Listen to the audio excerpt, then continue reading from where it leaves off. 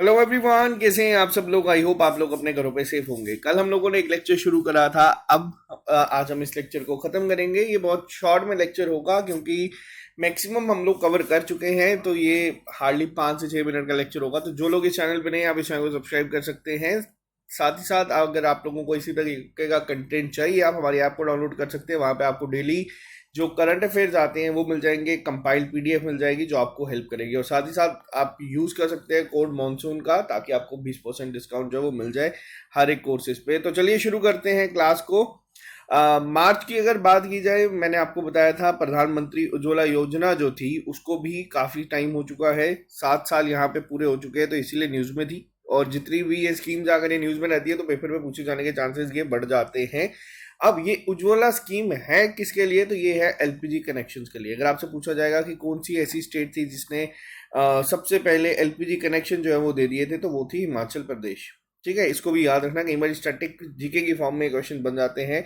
और ये जो प्रधानमंत्री उज्ज्वला योजना है, इसके अंडर 1,000 एडिशनल एलपीजी कनेक्शन जो हैं वो रिलीज करे गए थे पिछले फाइनेंशियल ईयर में।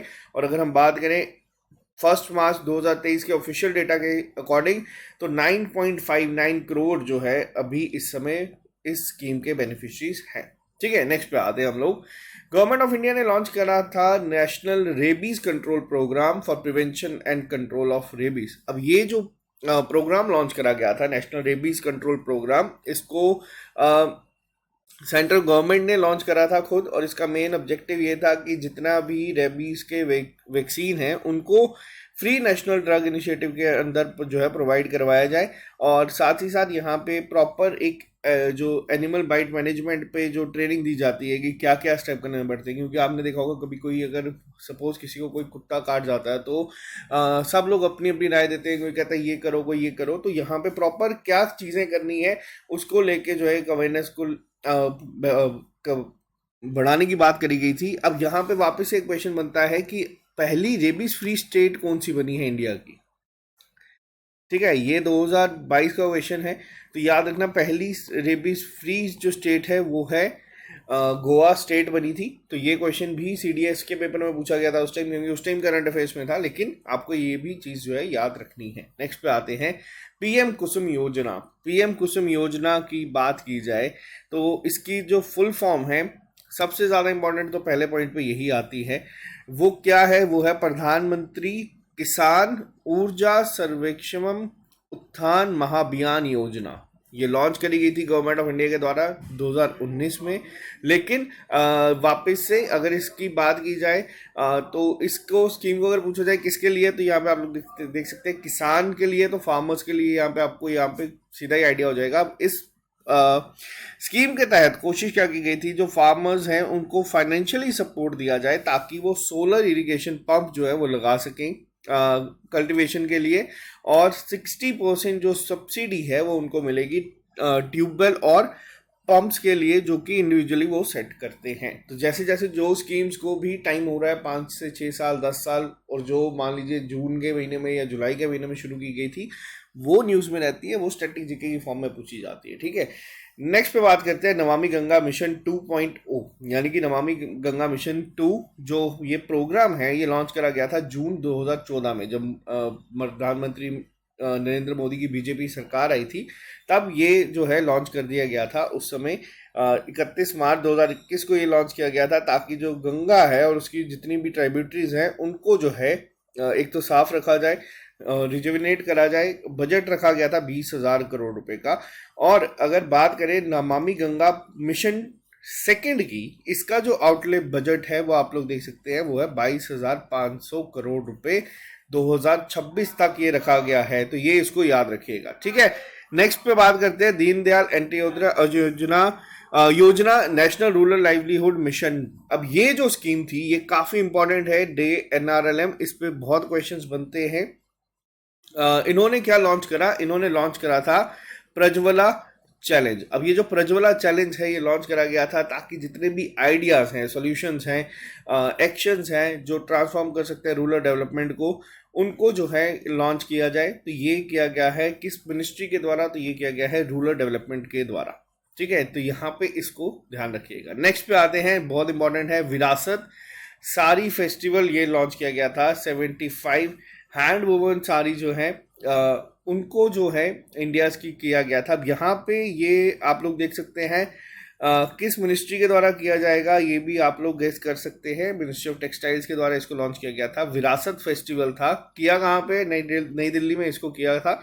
लेकिन याद रखना ये एक साड़ी फेस्टिवल था जिसमें प्रमोट करा गया था जो हमारी ट्रेडिशनल साड़ीज होती हैं, और जो एक प्लेटफॉर्म दिया गया था जितने भी हमारे ट्रेडिशनल वीवर्स हैं जो इनको बनाते हैं उन लोगों को एक प्लेटफॉर्म दिया गया था। और एक सोशल मीडिया कैंपेन भी यहाँ पे लॉन्च करा गया था जिसका हैशटैग था माई साड़ी माई प्राइड, ताकि सपोर्ट किया जा सके हैंडलूम वीवर्स को। तो ये वाला पॉइंट भी काफ़ी इंपॉर्टेंट था, एक अपने तरीके में पहली बार था। और 75 आपको मैंने बता दिया, गेस करना होगा, अगर ऑप्शंस में दिखेगा तो 75 आप गेस कर सकते हैं। 75 टोटल साड़ीज थी जिनको किया गया था। अब नेक्स्ट पे अगर मैं बात करूं यहाँ पे लास्ट आज की स्लाइड की, कैबिनेट मिनिस्ट्री ने अप्रूव करा था 19,744 नेशनल ग्रीन हाइड्रोजन मिशन। सिर्फ इस एक पर्टिकुलर क्वेश्चन के लिए आज ये लेक्चर बन रहा है। रीज़न क्या है, क्योंकि मैंने आपको कल भी बताया था जो नेशनल ग्रीन हाइड्रोजन के ऊपर अगर हम बात करें, जो ग्रीन हाइड्रोजन पे जितना स्ट्रेस इस समय गवर्नमेंट रख रही है वो आप लोगों को आहिस्ता आहिस्ता खुद पता चलेगा। अब ये जो नेशनल हाइड्रोजन ग्रीन मिशन है, नेशनल ग्रीन हाइड्रोजन मिशन, इसके लिए कितना पैसा जो है वो दिया गया था, तो इनिशियल आउटले जो है वो है 19,744 करोड़ रुपीस। ये आपको एग्जैक्ट वैल्यू को भी याद रखना है। और ये जो मिशन लॉन्च करा गया है, ये लॉन्च करा गया है national mission for green fuels in align with the centre stated target of making India energy independent before completing 100 years. तो ये 100 साल जब हम लोग अपनी आज़ादी के पूरे करेंगे, कब, 2047 में, तब तक हम लोगों ने टारगेट ये रखा है कि हम लोग जो है अब किसी कंट्री पे जो है डिपेंडेंट नहीं रहेंगे, हम इंडिपेंडेंट हो जाएंगे एनर्जी की उसमें भी। और ग्रीन हाइड्रोजन जो है इसमें बहुत हेल्प करेगा। इलेक्ट्रिक व्हीकल वगैरह जो है, सोलर एनर्जी वगैरह सब चीज़ें अपनी जगह, लेकिन ग्रीन हाइड्रोजन पे इंडिया ने स्टार्टिंग से ही ये अप्रोच रखी है कि हम इस पे लीड करेंगे। और बहुत सारे मिशन जो है वो आपको day to day current affairs में भी देखने को मिल रहे हैं, तो उनको थोड़ा सा ज़्यादा स्ट्रेस रखना। अब 2047 अगर बात की जाए, अभी तक हम लोगों ने मनाया आज़ादी के अमृत महोत्सव, जिसको 75 ईयर्स पे हम लोगों ने सेलिब्रेट किया। लेकिन अब जो 75 से 100 साल होंगे ये होंगे अमृत काल। ठीक है, इसको याद रखना। ये जो अब टाइम चल रहा है इसको कहा गया है अमृत काल, और ये बजट में भी इसी नाम से मेंशन था। कैबिनेट ने नोट करा है 2500 करोड़ रुपए की scheme raise infra of DDAs। अब DDAs क्या है यहाँ पे देखो, ये है दूरदर्शन और ऑल इंडिया रेडियो। अब ऑल इंडिया रेडियो का जो नाम है इस करंट अफेयर के बाद ये चेंज हो चुका है, अब इसका नाम जो है वो है आकाशवाणी। पहला पॉइंट तो ये याद रखना, आकाशवाणी अब इसका नाम चेंज हो चुका है ऑल इंडिया रेडियो का। अब इसके तहत कोशिश की जाएगी कि 8 lakh DD free dish DTH जो है, सेटअप बॉक्सेस जो हैं वो डिस्ट्रीब्यूट किए जाएंगे। पीपल जो रिमोट एरियाज में या ट्राइबल जो लोग हैं या बॉर्डर एरियाज में जो रहते हैं और जो एस्पिरेशनल डिस्ट्रिक्ट्स हैं उनको दिए जाएंगे। और उसके लिए भी एक अमाउंट जो है वो दिया गया था, वो है 2500 करोड़। और आज को जाते जाते एक दो क्वेश्चन और डिस्कस करेंगे। प्रधानमंत्री ने गरीब कल्याण अन्न योजना भी यहाँ पे जो है शुरू करी गई थी। इसके तहत जो है कोशिश किया गया है new integrated food security scheme बनाई जाए, जिसमें कि फूड ग्रेन जो है वो अंत्योदय अन्न योजना जो AAY चल रही है, एग्जिस्टिंग है जो, और जो प्राइमरी हाउस होल्ड है बेनिफिशरीज उनको ये दिया जाए। 1 जनवरी से इसको रोल आउट करा गया है, तो ये याद रखिएगा। इसके अलावा मार्ग पोर्टल जो है एक लॉन्च किया गया है पीयूष गोयल के द्वारा। मार्ग पोर्टल जो शुरू किया गया था ये था स्टार्टअप मेंटरशिप के लिए, तो ये क्वेश्चन भी काफ़ी इंपॉर्टेंट है। मार्ग की फुल फॉर्म बहुत इंपॉर्टेंट है, ये है mentorship, advisory, assistance, resilience and growth platform ये बनाया गया है ताकि जितने भी स्टार्टअप्स हैं अक्रॉस डाइवर्स सेक्टर्स और जो जोग्राफीज बहुत अलग अलग एरिया से बिलोंग करते हैं उनको मेंटरशिप दी जाए। तो ये किस मिनिस्ट्री के द्वारा किया गया है, ये किया गया है कॉमर्स एंड इंडस्ट्रीज के द्वारा, मिनिस्ट्री के द्वारा। जो मिनिस्टर है वो है पीयूष गोयल जी, तो इनको भी आप लोग यहाँ पे देख सकते हैं। नेक्स्ट की अगर मैं बात करूँ तो प्रधानमंत्री नरेंद्र मोदी ने अनाउंस करा था आरोग्य मैत्री। ये मेडिकल सप्लाईज के लिए था जो डेवलपिंग नेशंस की है। देखो, जब भी इंडिया किसी डेवलपिंग नेशन की हेल्प करता है या उन चीज़ों में जाता है, आमतौर पे आप लोगों ने ये चीज़ देखी नहीं होगी, बट अब इंडिया एक स्टेप आगे बढ़ के ये चीज़ों में आगे बढ़ रहा है। तो यहाँ पे ये जो एसेंशियल मेडिकल सप्लाईज दिए जा रही है, ये किस में दी जा रही है? ये दिए जा रहा है आरोग्य मैत्री प्रोजेक्ट के अंडर दिया जा रहा है इंडिया के द्वारा। और जो नेचुरल डिजास्टर्स होते हैं, फिर आप लोगों ने देखा होगा जो अभी एक भूचाल आया था, अर्थक्वेक आया था टर्की में, उसमें भी इंडिया ने बहुत हेल्प करी वहां पे। तो ये सब चीजें जो हैं, ये चीजें ना आरोग्य मैत्री के अंडर यहाँ पे आता है, तो इसको आप लोगों को याद रखना है।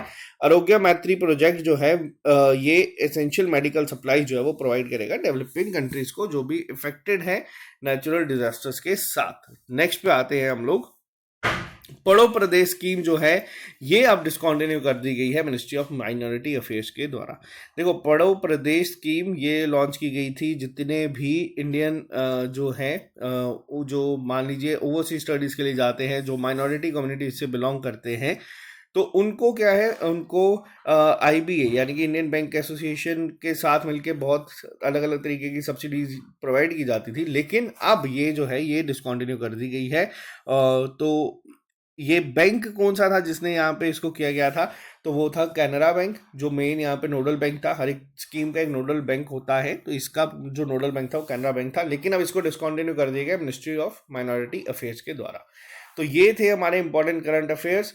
ऐप्स के रिलेटेड, स्कीम्स के रिलेटेड। एक ऐप आप लोगों को बता दूं जुलाई महीने में लॉन्च हुई है, मैंने आप लोगों को ये कवर करवा दी है, बट मैं यहाँ पे एक बार अलग से आपको डिस्कस करवा देता हूँ ताकि आपको याद रहे। अभी थोड़े टाइम पहले एक मोबाइल दोस्त ऐप लॉन्च करी है एक जम्मू कश्मीर की गवर्नमेंट ने, जो काफ़ी इंपॉर्टेंट है, जिसका नाम है आपका मोबाइल हमारा दफ्तर। आपका मोबाइल हमारा दफ्तर, ये भी रिसेंटली लॉन्च करी गई है और इसमें कोशिश करी गई है जम्मू कश्मीर यूटी के द्वारा कि जो मोबाइल दोस्त ऐप बनाई गई है ये इसको सिंक कर दिया जाएगा। जो एक इनका विजन है कि आपका मोबाइल हमारा दफ्तर। तो यहाँ पे इफ़ेक्टिव इनिशिएटिव रहेगा ये। और जितनी भी आप लोगों को अगर कोई सर्विसेज चाहिए वो आप लोगों को यहीं पे मिल जाएगी। अगर आप लोग कभी कहीं फंस जाते हैं तो आपको मतलब बहुत सारे फीचर जो है वो एक पर्टिकुलर इस ऐप में है, ताकि आप लोगों को बार बार ऑफिस में जाना पड़े। तो ये जम्मू कश्मीर ने रिसेंटली लॉन्च करी है, तो इसको याद रखिएगा। तो ये थे हमारे इंपॉर्टेंट करंट अफेयर जो कि ऐप्स और स्कीम्स के रिलेटेड थे जनवरी से जून तक के। छोटा सा लेक्चर था, तभी मैंने आपको पहले ही इन्फॉर्म कर दिया था। इसके साथ ही संडे आ रहा है, आप लोगों का टेस्ट है। जो बच्चे सही वाले का एक्सपीरियंस है, आप लोग इसके लिए तैयारी कर लीजिएगा।